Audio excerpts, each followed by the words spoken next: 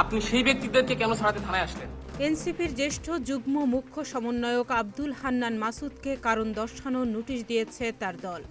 ধানমন্ডি থানার একটি ঘটনায় আটককৃত ৩ জনকে মুচলেকা দিয়ে ছাড়িয়ে আনার ঘটনাকে কেন্দ্র করে এই নোটিশ দেয়া হয়।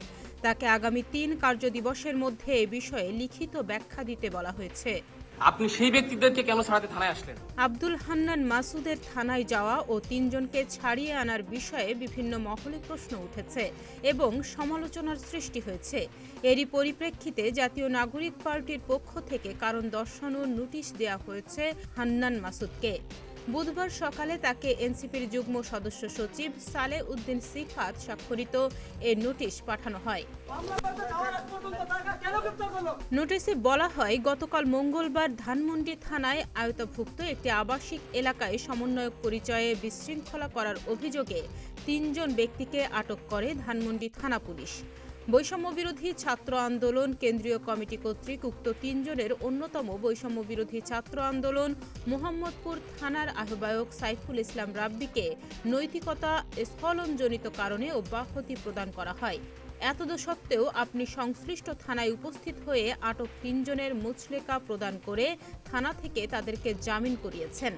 এ ঘটনার পরিপ্রেক্ষিতে আপনার ব্যাখ্যা এবং আপনার বিরুদ্ধে কেন সাংগঠনিক ব্যবস্থা গ্রহণ করা হবে না তার লিখিত বিবরণ আগামী ৩ দিনের মধ্যে শৃঙ্খলা কমিটির প্রধানের নিকট উপস্থাপন করার জন্য নির্দেশনা দেয়া হলো।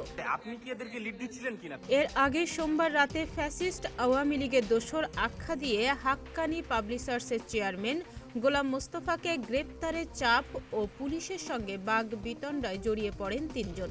পরে এ ঘটনার একটি ভিডিও সামাজিক যোগাযোগ মাধ্যমে ছড়িয়ে পড়ে। ওই ভিডিওতে দেখা যায় ধানমন্ডি থানার ওসিকে উদ্দেশ্য করে এক তরুণ বলছেন, আপনি কেন এইখানে কথা বলতেছেন এইভাবে? আপনি ওসি, আপনি গ্রেপ্তার করেন না কেন? আমি বলছি আপনি গ্রেপ্তার করেন।